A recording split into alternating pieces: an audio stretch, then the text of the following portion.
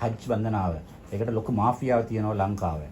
ඒකට ඔයාගේ හොඳ වැඩ කරා මේ හජ් ඇක්ට් එකක් අරන් එන්න එකට කොමිටි එක පත් කරා. ඒගොල්ලෝ ඩ්‍රාෆ්ට් එකක් හෑන්ඩ් ඕවර් කරා. ඒකට මාස එකක් ඉස්සර කාලේට.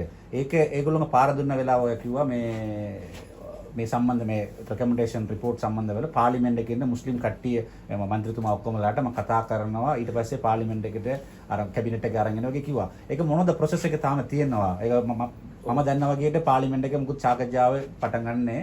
ඒ අප්ඩේට් එක චුට්ටක් කියවන හොඳයි. ඒක ඉතා හොඳ ප්‍රශ්නයක්. මම හිතන්නේ මෙතනින් පස්සේ මේ සියලු ප්‍රශ්න අපේ අද පත් වෙච්ච ගරුණීය ජනපතිතුමාට තමයි බාර.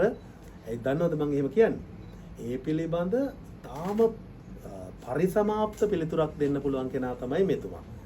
ඒ වමනාව නිසාම තමයි රජය මේ තීරණය අරන් තියෙන්නේ. නමුත් මට විශේෂ අමාත්‍යවරයා හැටියට මට වගකීම තියෙනවා උත්තරයක් දෙන්න.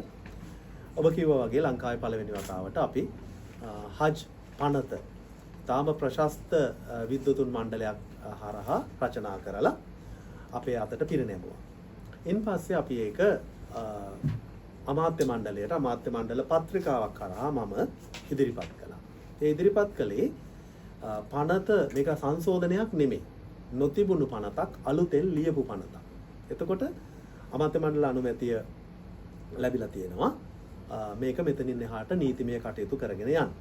ඊළඟ පියවර තමයි දැන් ඔබතුමා අහුවා පාර්ලිමේන්තුවේදී යමක් දැක්කේ නැහැ කියලා. ඇත්තට මේ ගැඹුරු පරිපාලන කාරණා ගැන සාමාන්‍ය ජනතාවත් ජනමාධ්‍ය සමාජයත් යම් තරමකටයි දැනුම්වත් වෙලා ඉන්නේ.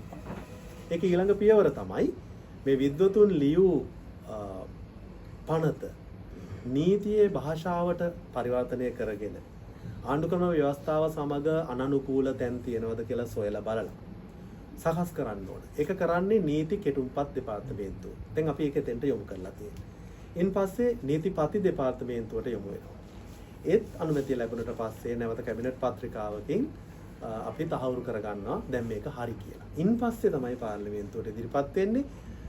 අවශ්‍ය නම් අපිට ඒකට ප්‍රමාණවත් විවාදයක් ලබා ගන්න පුළුවන්. ඉන් පස්සේ ඒක රටේ වළංගු නීතියේ කොටසක් බවට පත් වෙනවා. ඒ වගේම සමහර සංශෝධනයක් මේකට දැන් එකතු වෙන්න ඕන නම් ඒක පාර්ලිමේන්තුවේ කාර්ක සභාව අවස්ථාව දක්වාම කාලය තියෙනවා. මේ පනත් කෙටුම්පත් ගැන නොදැනුවත් කම නිසා ඔන්න මේවා සම්මත කරලා ඉවරයි. අපෙන් ඇහුවේ නෑ, සෙව්වේ නෑ, බැලුවේ නෑ කියලා කලබ ගෑණි හදන්න හදනවා. එම හදන්නේ මෙන්න මේවා මෙහෙම निराවුල්ව පැහැදිලි නොකිරීම නිසා ඒකාතකට. එහෙනම් ඔබතුමාගේ ප්‍රශ්නයට බොහොම ස්තුතියි. ඉතාලම निराවුල්ව අපි මේ තීරණය ගන්නවා. බොහොම ස්තුතියි.